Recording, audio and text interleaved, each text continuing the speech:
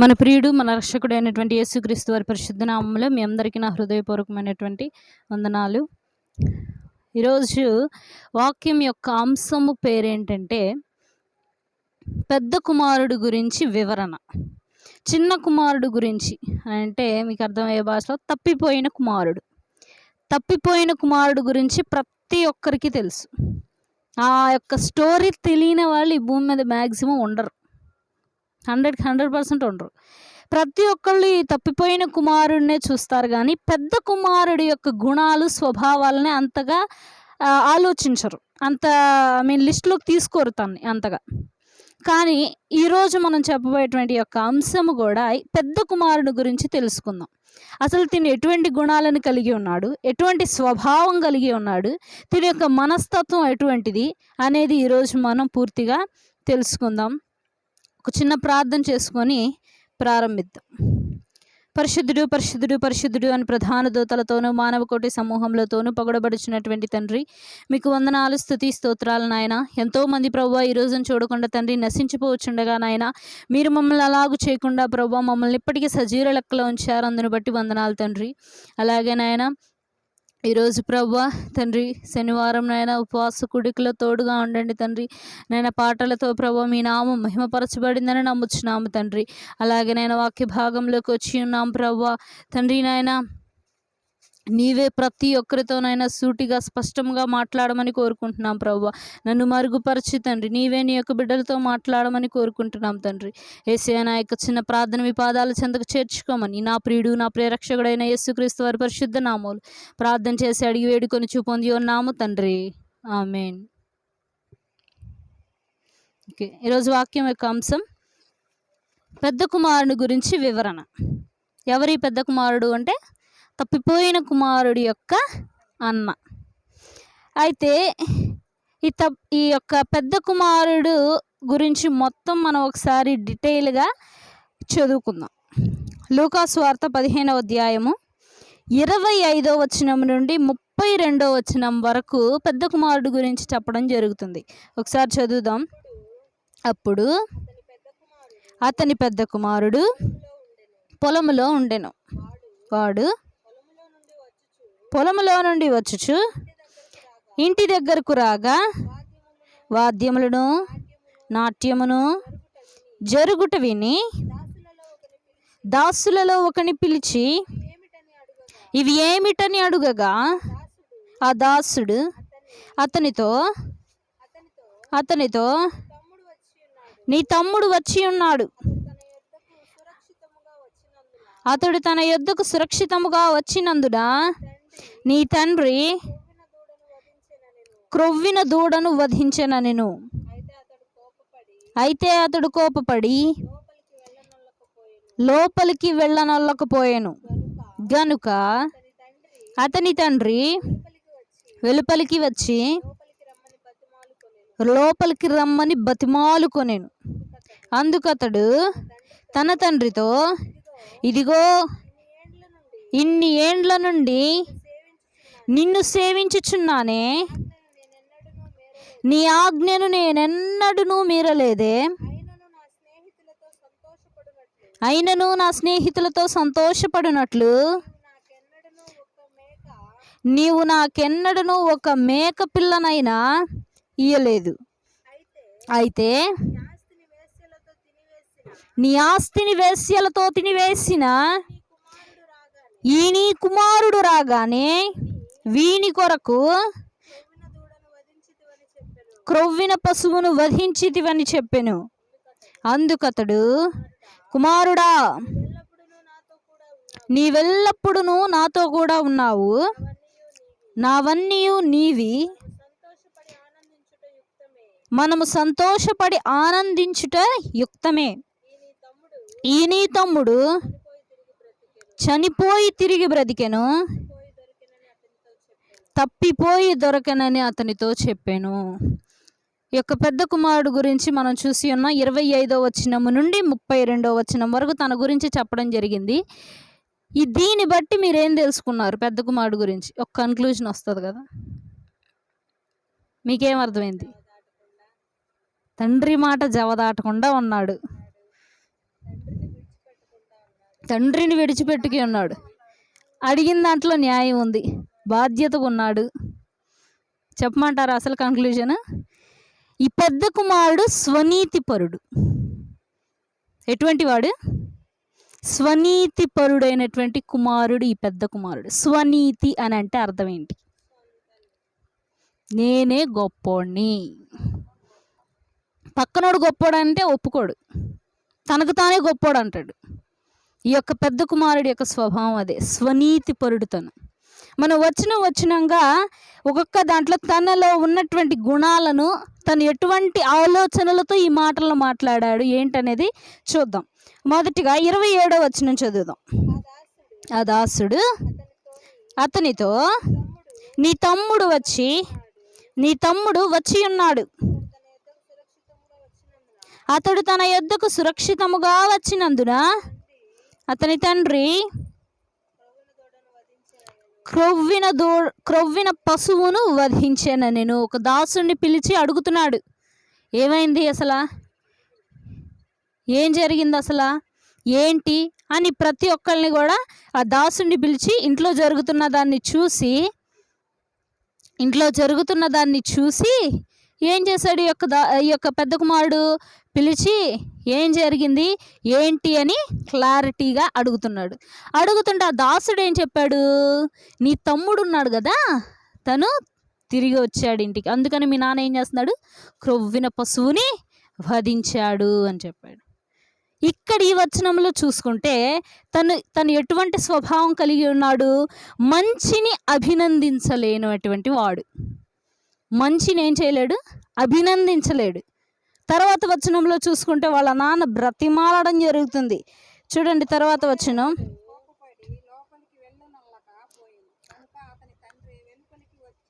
లోపలికి రమ్మని బతిమాలుకొనెను. 28వ వచనంలో చూసుకుంటే ఏం కనపడుతుంది మనకి? తనకు జరగనిది ఇతరులకు జరుగుట చూచి ఓర్వలేనటువంటి వాడు. తన సొంత తమ్ముడే కదా, తప్పిపోయి తిరిగి వచ్చాడని ఆనందం ఉందా? అంటే మంచి జరుగుతుండే తను పాలు పొందడు దాంట్లో. ఇంకొక సందర్భం ఏంటి తనలో ఉన్నది? ఇంకొక స్వభావం ఏంటి తనలో ఉన్నది? మంచి జరుగుతుంటే ఓర్వలేడు, తనకు కాకుండా ఇతరులకు జరుగుతుంటే దాన్ని ఓర్వలేడు. ఈ యొక్క 28వ వచనంలోనే మరొకటి చూసుకోవచ్చు, అహంకారం కలిగినటువంటి వాడు ఈ పెద్ద కుమారుడు.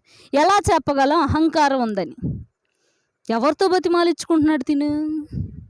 తండ్రితో బతిమలాడించుకుంటారు ఎవరన్నా? ఈ మధ్య పిల్లలు తల్లిదండ్రులకు భయపడుతున్నారా? తల్లిదండ్రులు పిల్లలకు భయపడుతున్నారా? తల్లిదండ్రులే పిల్లలకు భయపడుతున్నారు. ఇంతకు ముందు అంతా కూడా పిల్లల్ని భయభక్తులు పెట్టాలి అని ఒకటి పీకినా కూడా మా అమ్మాయి పీకింది కదా, మా నాన్న పీకాడు కదా, కొట్టాడు కదా, ఇక నుంచి జాగ్రత్తగా ఉండాలని భయం ఉండేది. కానీ ఇప్పుడు అమ్మో పిల్లోడిని కొడితే ఏమైపోతాడు, వాడు నా మాట వినకుండా ఎక్కడికైనా వెళ్ళిపోతాడేమో. ఎవరెవరికి భయపడుతున్నారు? తల్లిదండ్రులు పిల్లలకి భయపడుతున్నారు. అటువంటి స్థితిలోకి వచ్చి ఉన్నావు. తల్లిదండ్రులు నీవు ఎప్పుడు సంతోషంగా ఉంచాలి, వారిని సన్మానించాలని దేవుడు అంటుంటే తినేం చేస్తున్నాడు? తండ్రితో బతిమాలించుకుంటున్నాడు. అంటే అహంకారం చూపిస్తున్నాడు. నేను రాను. ఎందుకు రావాలి? కోపం వస్తుంది. ఎందుకు కోపం వస్తుంది? తనకి జరగలేదు కాబట్టి తనకి జరగనటువంటిది ఇతరులకు జరిగితే తాను ఓర్వలేనటువంటి మనస్తత్వం పెద్ద కుమారులో మనం గమనించవచ్చు. ఫస్ట్ ఏం చూడగలం మనం? మంచిని ఓర్వలేనటువంటి వాడు. రెండవదిగా మంచిని అభినందించలేనటువంటి వాడు. రెండవదిగా తనకు జరగనిది ఇతరులకు జరిగితే ఓర్వలేనటువంటి వాడు. మూడవదిగా అహంకారం కలిగినటువంటి వాడు ఈ పెద్ద కుమారుడు. నాలుగవదిగా చూద్దాం, 29వ వచనం. అందుకతడు తన తండ్రితో, ఇదిగో ఇన్ని ఏండ్ల నుండి నిన్ను సేవించుచున్నానే, నీ ఆజ్ఞను నేనెన్నడూ మీరలేదే, అయినను నా స్నేహితులను సంతోషింపబడినట్లు నీవు నాకెన్నడూ ఒక మేక పిల్లైనను ఇయ్యలేదు. ఇక్కడ చూస్తే వాళ్ళ నాన్న మీద ఏం చేస్తున్నాడు? నింద మోపుతున్నాడు. తన నాలుగో స్వభావం ఏంటి? నిందలు మోపేటువంటి వాడు ఈ పెద్ద కుమారుడు. ఏమని నింద మోపుతున్నాడు?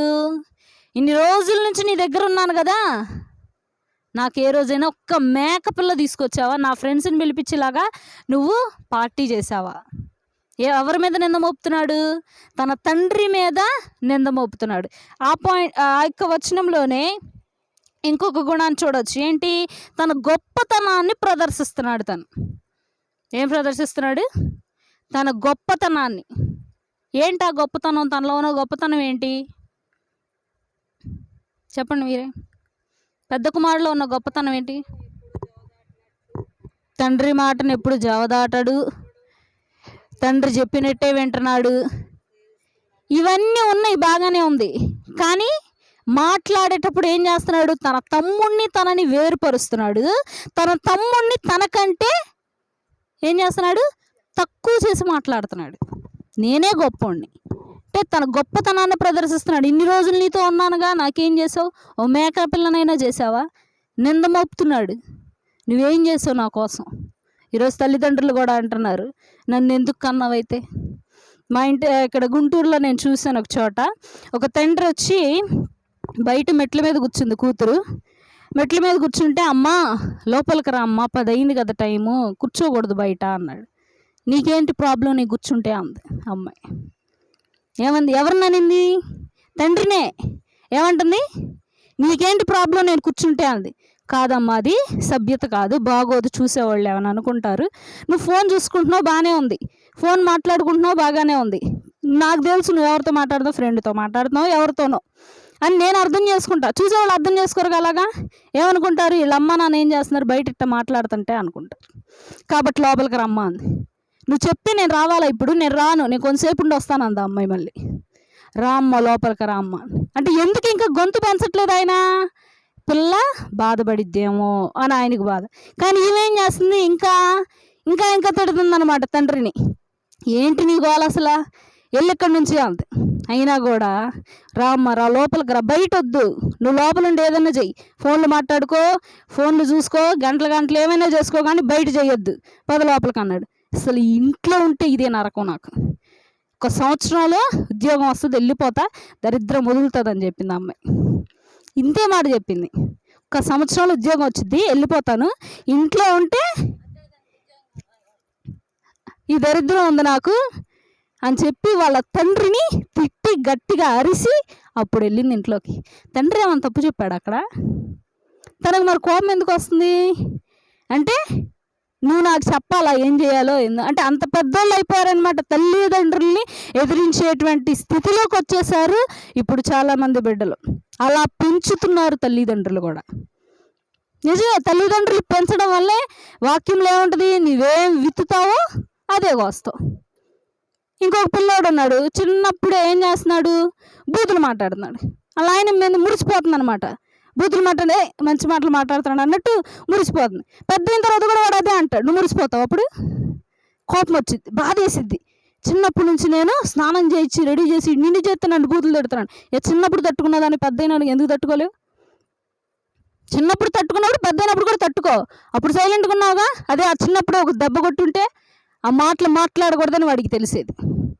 ఇలా చాలా సంఘటనలు కూడా పిల్లల్ని గారాబం చేస్తూ ఫోన్ ఇస్తేనే తింటాడని చెప్పి ఫోన్ ఇవ్వడం, తినడేమో అని చెప్పి, ఇవన్నీ కూడా తల్లిదండ్రులు చేస్తున్నదే. ఇదంతా పిల్లలు తప్పిపోతున్నారంటే మెయిన్ కారణం ఏంటి? తల్లిదండ్రుల యొక్క పెంపకంలోనే ఉంటుంది. నువ్వు సరిగ్గా పెంచితే వాడు సరిగ్గా పెరుగుతాడు. మొక్కై వంగనిది మ్రానై వంగున. నువ్వు మొక్కగా ఉన్నప్పుడు వంచలేదు, మ్రానైన తర్వాత అది ఎలా వంగుతుంది? కాబట్టి తల్లిదండ్రులు మీ బిడ్డల్ని సరైన దారిలో నడపాలి. అందుకే దేవుడు అంటాడు, బాలుడు నడవవలసిన త్రోవను వారికి నేర్పుడు. అప్పుడు పెద్ద అయిన తర్వాత వృద్ధుడైనా కూడా వాడు ఏం చేయడు, తొలగిపోడు దాని నుండి. ప్రతి ఒక్కటి నీ యొక్క పెంపకంలోనే ఉంటుంది. తర్వాత 29వ వచనంలో మనం ఈ యొక్క గుణాలను చూసి ఉన్నాం. ఏంటవి? నిందలు మోపేటువంటి వాడు. ఇంకొక గుణం ఏంటి? తన గొప్పతనాన్ని ప్రదర్శిస్తున్నాడు. నేను ఇంత గొప్పవాణ్ణి, నువ్వు నా కోసం ఏమీ చేయలేదైనా. వాడేంటి? తప్పు చేసినటువంటి తర్వాత వచనంలో అంటాడు, వేశ్యలతో తినివేసిన ఈ నీ కుమారుడు రాగాలను ఏం చేసావు? వీని కొరకును క్రొవ్విన దూడను వధించి ఇన్ని చేసావు. అంటే మంచిగున్న నాకేమో ఒక మేకపిల్లను కోయలేదు, అన్ని తప్పులు చేసిన ఆడికేమో క్రొవ్విన పశువుని తీసుకొస్తావా అంటే ఏం చేస్తున్నాడు? నేను గొప్పోడిని. మనం కూడా చూసుకుంటే మన జీవితాల్లో చాలాసార్లు ఈ యొక్క మాట ఉపయోగిస్తాం. ఏమని? ముందు నుంచి మందిరానికి వస్తున్నానయ్యా నేను, నాకంటే వెనకొచ్చింది ఈ అమ్మాయి, ఈ అమ్మాయికి జీవితంలో గొప్ప మేలులు జరిగిపోయినాయి, నా జీవితం అట్లాగే ఉంది, నేనేం తప్పు చేశా? ప్రశ్నిస్తారనమాట దేవుణ్ణి. ఏమని? అందుకనే దేవుడు ఒక వాక్యంలో చెప్తూ ఉంటాడు, కుమ్మరి కుండని నిర్మిస్తూ ఉంటాడు, అది సరిగ్గా నిర్మించబడకపోతే నన్ను ఎందుకు ఇలా చేసావని అడుగుతుందా? కుమ్మరి ఇష్టం, అది ఎట్లా కావాలంటే అట్లా చేసుకుంటాడు. అలాగే దేవుడు ఇష్టం, ఎవరికి ఏమి ఇవ్వాలో అది ఇస్తాడు. కానీ మనం ఏం చేస్తాం? దేవుణ్ణి ప్రశ్నించి దేవుణ్ణి మరింత బాధ పెడతాం. నా జీవితంలో ఎందుకు చేయలేదు, వాళ్ళ జీవితంలో ఎందుకు చేసావు, నా జీవితంలో నేను ఎంతో మంచిగా ఉన్నానని మనకు మనం స్వనీతి పరులం అయిపోతాం చాలాసార్లు. ఈ యొక్క పెద్ద కుమారులో ఉన్నటువంటి మ్యాక్సిమం గుణాలు మనందరిలో కూడా ఉన్నాయి. ఇవన్నీ మనం కరెక్ట్గా తెలుసుకోవాలని, గ్రహించాలని ఈరోజు వాక్యం ద్వారా మీ అందరితో దేవుడు మాట్లాడుతున్నాడు. తర్వాత మొదటిగా పెద్ద కుమారులో చూసుకున్నట్లయితే ఎటువంటి గుణం కలిగి ఉన్నాడు? మంచిని ఏం చేయలేడు? మంచిని అభినందించలేడు. అంటే తమ్ముడు తప్పు తెలుసుకున్నావు, వచ్చావు అని అభినందిస్తున్నాడా? లేదు. మరి ఇంకోటి, తనకు జరిగినది ఇతరులకు జరిగితే ఓర్వలేడు. తనకు జరిగింది ఇతరులకు జరిగితే ఓర్వలేడు. తర్వాత అహంకారం కలిగినటువంటి వాడు ఈ పెద్ద కుమారుడు. 4వదిగా నిందలు మోపేటువంటి వాడు. 5వదిగా తన గొప్పతనాన్ని ప్రదర్శిస్తాడు. తర్వాత 30వ వచనంలో చూస్తే మనం ఈ యొక్క వేశ్యలతో ఈ కుమారుడు ఇలా చేశాడు, వీడికేమో అన్ని చేసావు, నా కోసం ఏమీ చేయలేదు అన్నాడు. ఈ యొక్క పాయింట్లో, ఈ యొక్క వచనంలో చూస్తే తన సహోదరుని తనతో సమానునిగా ఎంచడు. తన సహోదరుడే కదా, బయటవాడు కాదు కదా, తనతో సమానునిగా ఎంచుతున్నాడా? ఎంచట్లేదు. తనే గొప్పవాడిగా ఎంచుతున్నాడు. అక్కడ చూసుకుంటే పరిసయ్యుడను సుంకరుడు ప్రార్థన ఎలా చేస్తారు చూద్దాం. లూకాసు వార్త 18వ అధ్యాయం 11వ వచనం. పరిసయ్యుడు నిలువబడి, దేవా నేను చోరులను, అన్యాయస్తులను, వ్యభిచారులనైనా, ఇతర మనుష్యుల వలనైనను, ఈ సుంకరి వలనైనను ఉండనందుకు నీకు కృతజ్ఞతాస్తుతులు చెల్లించుచున్నాను. చెప్తారా లేదా? ఈ యొక్క స్వభావం అందరిలో కూడా ఉంది. ఏమంటారు? అదిగో అమ్మాయిలో ఉన్న గుణం నాలో లేదయ్యా, నీకు అందుకే వందనాలు. ఈ అమ్మాయిలో ఉన్నటువంటి ఈ గుణం నాలో లేదు, ఈ వ్యక్తిలో ఉన్నటువంటి గుణం నాలో నింపలేదు నీవు, ఆ వ్యక్తిలో ఉన్నటువంటి గుణం నాలో నింపలేదు, నీకు వందనాలు అని చెప్తా. అంటే ఏం చేస్తున్నావు నువ్వు? అక్కడ నీ గొప్పతనాన్ని ప్రదర్శిస్తున్నావు. ఇంకోటి, ఎదుటి వారి ప్రతి ఒక్కరిలో ఏం చేస్తున్నావు? లోపాలు ఎతుకుతూ ఉన్నావు. అందుకని అంటాడు, ఫస్ట్ నీ కంటిలో ఉన్న నలుసు నీవు తీసుకోవాలి, తర్వాత నీవు పక్కన వాడిది కంటి అప్పుడు ఎలా కనపడుతుంది? తేటగా కనపడుతుంది. మనలో ఎతకం ఎప్పుడు పక్కన వాళ్ళే వెతుకుతూ ఉంటాం. ఈ పరిసయుడు కూడా ఏం చేస్తున్నాడు? నేను వాళ్ళలా లేను, వీళ్ళలా లేను, వ్యభిచారులా లేను, నేను గొప్పవాడిని, పాపం చేయట్లేదు, ఇదిగో నువ్వు ఇస్తున్న జీతంలో కూడా 10వ వంతు నీకు ఇస్తున్నాను, మరి ఇంత గొప్పవాడిని నేనని దేవుడికే చెప్తున్నాడు తన గొప్పతనాన్ని. కానీ దేవుడు ఎవరు ప్రార్థన ఆలకించాడు? సుంకరి ఏమని ప్రార్థన చేశాడు? అయితే సుంకరి దూరముగా నిలుచుండి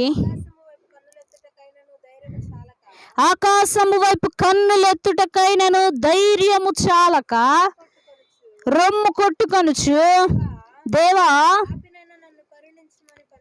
పాపినైన నన్ను కరుణించుమని పలికేను. ఒక్క నిమిషం ఆగుదాం. ఏమంటున్నాడు తిను? పాపినయ్యా నేను అంటే పైకి కూడా తలెత్తట్లా. ఎందుకు?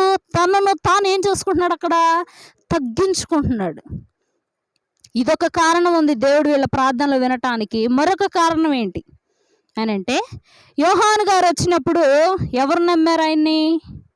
సుంకరులు, వ్యభిచారులు, వీళ్ళే నమ్మారు. యోహాను మొదటిగా వచ్చినప్పుడు ఎవ్వరూ కూడా ఈ యొక్క పరిసయ్యులు కానీ వీళ్ళెవరూ ఆయన నమ్మరు. ఒక్క సుంకర్లు పాపులైనటువంటి వారే నమ్ముతారు ఆయన్ని. కాబట్టి వారే గొప్పవారుగా ఎంచబడతారు. తర్వాత యేసుక్రీస్తు ప్రభువారు శిష్యులతో చెప్తూ ఈ మాట అంటారు. అలాగే ఈ పెద్ద కుమారుడు కూడా తన యొక్క స్వనీతిని ప్రదర్శిస్తున్నాడు తండ్రి దగ్గర. తన తండ్రికి తన గురించి అంతా తెలుసు కదా, అయినప్పటికీ కూడా నాలో ఈ గుణం నువ్వు చూడలా, నేను ఎంత గొప్పోడుగా ఉన్నాను నువ్వు చూడలా, కానీ పాపం చేస్తున్న వాడికి మాత్రం నీవు ఎన్నో మేలు చేస్తూ వస్తున్నావు, ఉంగరాలు తొడిగిస్తున్నావు, మంచి డ్రెస్ చేసావు, ఇన్ని చేసావు, నా కోసం ఏ రోజు ఎందుకు చేయలా? ఈ యొక్క మాటను తన తండ్రితో చెప్పడం జరుగుతుంది. తర్వాత 31వ వచనం చూస్తే, అందుకతడు కుమారుడా నీవెల్లప్పుడూ నాతో కూడా ఉన్నావు, నావన్నీ నీవి, తాను సంతోషపడి ఆనందించుట. కొనేషం 30వ వచనం చూస్తే, అయితే నీ ఆస్తిని వేశ్యలతో తినివేసిన ఈ నీ కుమారుడు రాగానే వీని కొరకు క్రొవ్విన పశువును వధించితివని చెప్పాను. ఈ యొక్క వాక్యంకి మనం ఏం చెప్పుకున్నాం? తన సహోదరుని సమానునిగా, తనతో సమానునిగా ఎంచినటువంటి వాడు ఇంకో పని చేస్తున్నాడు. తను ఏంటా పని? వేలెత్తి చూపిస్తున్నాడు. ఇంకొకటి, ఈ నీ కుమారుడు సపరేట్ చేస్తాడు. ఈ నీ కుమారుడు అని అంటే ఏంది అర్థం? తనకు తమ్ముడు కాదా? ఈ యొక్క మాట ప్రతి ఒక్కరు కలుపుతారు. ఇదిగో నీ కొడుకే ఈ పని చేసింది, ఇదిగో నీ కూతురే ఇంత ఘనకార్యం చేసింది అంటే ఏం చేస్తున్నారు వాళ్ళు? అక్కడ వాళ్ళు గొప్పతనం చెప్పుకుంటున్నారు, వాళ్ళు ఏదో గొప్పవాళ్ళని చెప్పుకుంటున్నారు అంతే. ఇలాగే ఇంకొకరు కూడా ఒక మాట అంటారు. ఎవరు? ఆదికాండం 3వ అధ్యాయంలో ఉంటుంది వాక్యం. ఎవరనేది? ఆదాము ఏమంటాడు? పండు ఎందుకు తిన్నావయ్యా నువ్వు అంటే, ఈ నీ స్త్రీయే, నువ్వు ఇచ్చావు కదా, ఈ స్త్రీయే అంటే తప్పు నువ్వు చేసి కూడా ఎవరి మీద వేస్తున్నావు? తండ్రి మీద వేస్తున్నాడు. తండ్రికే చెప్తున్నాడు, నువ్వు ఇచ్చావు కదా ఈ స్త్రీ, ఏమిచ్చింది నాకు ఫలం అంటే నేనేం చేయలే తప్పు అంటే తప్పు నీదే, ఇచ్చావు కదా తప్పు నీదే అంటే స్త్రీ రాకముందే చెప్పాడు దేవుడు. ఏమని? ఆ వృక్ష ఫలం తినద్దు అని. అప్పుడు గుర్తున్నమాట. స్త్రీ వచ్చిన తర్వాత కూడా ఆ మాట అలాగే ఉంటుందిగా. స్త్రీని ఇచ్చినందుకు దేవుణ్ణే ఏం చేస్తున్నాడు? ఎదురు ప్రశ్నిస్తున్నాడు. నువ్వు ఎందుకు ఇచ్చా? నువ్వు ఇచ్చావు అందుకే ఈ అమ్మాయిలా నాకు ఫలాన్ని ఇచ్చింది, నేను తిన్నాను. తినివాడు ఏమంటున్నాడు? ఈ నీ కుమారుడు, ఇదిగో నీ కొడుకే ఇట్లా చేశాడు. ఇలా వేలెత్తి చూపడం ప్రతి ఒక్కళ్ళు చేస్తూనే ఉన్నారు. బిడ్డలు కానీ పెద్దవాళ్ళు కానీ ప్రతి ఒక్కళ్ళు జరుపుతున్నటువంటి మాట్లాడుతున్నటువంటి మాట ఈ యొక్క మాట. అలాగే తినుగోడు ఏం మాట్లాడుతున్నాడు? నీ కుమారుడే ఈ పని చేశాడు, ఈ పని చేశాడు కదా, వాడికి ఇంత చేసావు, నాకు ఏమాత్రం కూడా నీవు చేయలేదు, ఏమాత్రం మేలు కూడా చేయలేదని చెప్పి తన తండ్రి మీద నింద వేస్తున్నాడు. తన తండ్రిని ఇంకా బాధ పెడుతున్నాడు. తనతో సమానునిగా చూడట్లేదు వాళ్ళ తమ్ముడిని. తర్వాత వచనంలో చూస్తే వాళ్ళ నాన్న అంటాడు, ఈ అధికారం మొత్తం నీదే, ఈ యొక్క ఆస్తికి నీవే మొదటిగా. ఆ యొక్క వచనంలో మనం చూస్తే తను ఏం గ్రహించట్లేదు? తనకు కలిగినటువంటి ఆదిత్యను గ్రహించట్లేదు. నేను ఇంటికి పెద్దోడిని, పెద్దరికంగా ఆలోచించాలి అన్న మనస్తత్వం ఉందా తనకి? లేదు. తను దాన్ని ఏం చేయట్లేదు, గ్రహించట్లేదు. తను ఒక పెద్దవాడు, జ్యేష్ఠుడు ఇంటికి అన్నది తను ఏం చేయట్లా, గ్రహించట్లేదు. అంటే తండ్రి చెప్పేటువంటి స్థితికి తను వచ్చాడు. తండ్రి ఏమని చెప్తున్నాడు? 30వ వచనంలో, 31వ వచనంలో, అందుకతడు కుమారుడా నీవెల్లప్పుడూ నాతో కూడా ఉన్నావు, నావన్నీ నీవి. ఏమని చెప్తున్నాడు? నావన్నీ నీవు అంటే తండ్రి చెప్పేంత వరకు నీకు తెలీదా? ఇప్పుడు తల్లిదండ్రులు వెళ్ళి పిల్లలకు చెప్పాలా, అయ్యా ఈ ఇల్లు నేను కట్టాను కానీ తర్వాత నేను చనిపోయిన తర్వాత నువ్వు తీసుకొని చెప్తారా? తల్లిదండ్రులు వెళ్ళి పిల్లలకి చెప్తారా? చెప్పరా? చెప్పండి మీరే, చెప్తారా? ఎందుకు చెప్పరు? ఖచ్చితంగా వాళ్ళకే వెళ్తుంది కాబట్టి నువ్వు తిరిగి చెప్పాల్సిన అవసరం లేదు. నువ్వు కష్టపడింది ఆ ఇల్లుని అంతగా కట్టించింది ఎవరి కోసం? నీ బిడ్డల కోసమే చేసావు. మరి తిని కూడా గ్రహించాలి కదా జ్యేష్ఠుడని. కానీ ఏం చేస్తున్నాడు? అది కూడా గ్రహించలేనటువంటి తనకున్న ఆధిక్యతను తను ఏం చేయలేకపోయాడు, గ్రహించలేకపోయాడు. తర్వాత 31వ వచనంలో 32వ వచనం చూద్దాం. మనము సంతోషపడి ఆనందించుట యుక్తమే, ఈ నీ తమ్ముడు చనిపోయి తిరిగి బ్రతికెను. ఈ యొక్క వచనములో ఏం చూడొచ్చు అంటే మనం, తను ఏం చేయలేడు, ఇతరుల రక్షణని కోరనటువంటి వాడు. ఒకళ్ళు రక్షించబడుతుంటే చూడలేడు. ఇంకోటి, ఇతరుల రక్షణ కోరుకోడు. ఇప్పుడు తను రక్షించబడ్డాడని తిను ఆనందించాడేమన్నా? పోనీ తను ఎప్పుడైనా మనసులో అనుకున్నాడా నా తమ్ముడు తిరిగి వస్తే బాగుండని? కోరట్లేదు. తన సొంత తమ్ముడు రక్షణ పొందాలని ఈ యొక్క పెద్ద కుమారుడు కోరుకోవట్ల. తర్వాత మరొక పాయింట్ చూస్తే, ఇతరులు రక్షించబడితే ఆనందించలేనటువంటి వాడు. ఇతరులు అంటే ఓకే, పక్కకి తీసేద్దు. ఇతరులు రక్షించబడితే మ్యాక్సిమం ఆనందించం. సొంత తమ్ముడు రక్షించబడినా కూడా తను ఏం చేయలేకపోయాడు, ఆనందించలేకపోయాడు. అటువంటి స్వనీతిపరుడు ఈ యొక్క పెద్ద కుమారుడు. ఆఖరిగా చూస్తే, తండ్రి సంతోషంలో పాలు పొందుట ఇష్టపడని వాడు. అవునా కాదా? తండ్రి సంతోషిస్తున్నాడు, తండ్రి మాత్రమే సంతోషిస్తున్నాడు. పెద్ద కుమారుడు సంతోషిస్తున్నాడా? సంతోషించట్లేదు. ఎందుకని? తనకి ఎటువంటి ఘనత చేయలేదనేటువంటి కోపం, తనే గొప్పవాడనేటువంటి స్వభావం. అందుకనే దేవుడు అంటాడు మాట, నేను ఎవరి కోసం వచ్చాను? పాపుల కొరకే వచ్చాను, నీతిమంతుల కోసం నేను రాలేదు, పాపుల కోసమే వచ్చి ఉన్నాను. కాబట్టి మనం మొదటిగా చూసుకుంటే ఈ యొక్క పెద్ద కుమారుల గుణాలు, మొదటిగా మంచిని అభినందించలేనటువంటి వాడు. ఫస్ట్ ఏం చేయలేడు? మంచిని అభినందించలేనటువంటి వాడు. రెండవదిగా, తనకు జరిగినది ఇతరులకు జరిగితే ఓర్వలేనటువంటి వాడు. రెండవదిగా ఏంటి? తనకు జరిగింది ఇతరులకు జరిగితే ఓర్వలేనటువంటి వాడు. మూడవదిగా, అహంకారం కలిగినటువంటి వాడు ఈ యొక్క పెద్ద కుమారుడు. నాలుగవదిగా, నిందలు మోపేటువంటి వాడు. ఐదవదిగా, తన గొప్పతనాన్ని ప్రదర్శిస్తున్నాడు. తర్వాత ఆరోదిగా, తన సహోదరుని తనతో సమానునిగా ఎంచనివాడు. ఏడవదిగా, తనకు కలిగిన ఆధిక్యతను గ్రహింపలేనటువంటి వాడు, ఇతరుల రక్షణ కోరలేనటువంటి వాడు. తొమ్మిదవదిగా, ఇతరులు రక్షించబడితే ఆనందించలేనటువంటి మనస్తత్వం కలిగిన వాడు. పదవదిగా, తన తండ్రితో కలిసి సంతోషించలేనటువంటి వాడు. సంతోషంలో పాలు పొందుకోనటువంటి వ్యక్తిగా ఉన్నాడు ఈ పెద్ద కుమారుడు. ఈ యొక్క స్వనీతిపరుడు అని పిలువబడింది ఎవరు అని అంటే పెద్ద కుమారుడు. తనకు స్వనీతి అనే మాటకు అర్థం వాళ్ళకు వాళ్ళే గొప్పవాళ్ళు అని చెప్పుకోవడం. స్వనీతి పరులు ఇంకొకళ్ళు ఉన్నారు. ఎవరు వాళ్ళు తెలుసా? పరిసయ్యుడు. ఓకే, ఇంకా ఓకే, బైబిల్లో రాయబడిన మాట చూద్దాం ఒకసారి. రోమీయులకు రాసిన పత్రిక 10వ అధ్యాయము. రోమీయులకు రాసిన పత్రిక 10వ అధ్యాయము 3వ వచనం. ఏలయనగా వారు దేవుని నీతి నెరుగక తమ స్వనీతిని స్థాపింపబూనుకొనుచు దేవుని నీతికి లోబడలేదు. ఎవరు వీళ్ళు? ఇజ్రాయేలీయులు కూడా ఎటువంటి వారంట? స్వనీతి పరులు. ఎలాగ వాళ్ళు స్వనీతి పరులు అవుతారు? అసలు ఇజ్రాయేలీలు ఎవరు ఏంటి అనేది మనం ఒకరోజు వాక్యం చెప్పుకుందాం. దీని గురించి సబ్జెక్ట్ క్లియర్గా. ఈ పెద్ద కుమారుడు ఎటువంటి మనస్తత్వం కలిగిన వాడు? స్వనీతి పరుడు. అలాగే ఇజ్రాయేలీలు కూడా స్వనీతి పరులు అని ఈరోజు మనం తెలిసి ఉన్నాం. అలాగే ఈ యొక్క పెద్ద కుమారులో ఉన్నటువంటి చాలా గుణాలు మనలో కూడా ఉన్నాయి.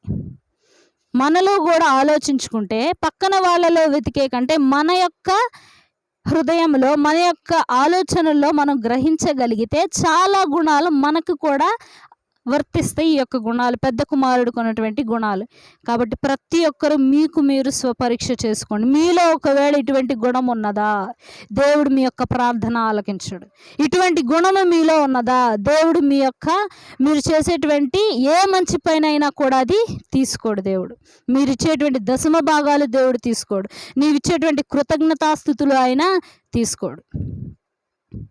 ఈ యొక్క పరిశుద్ధ వాక్యం దేవుడు దీవించి మన వినికిడిలో ఆశీర్వదించునుగాక. ఆమేన్.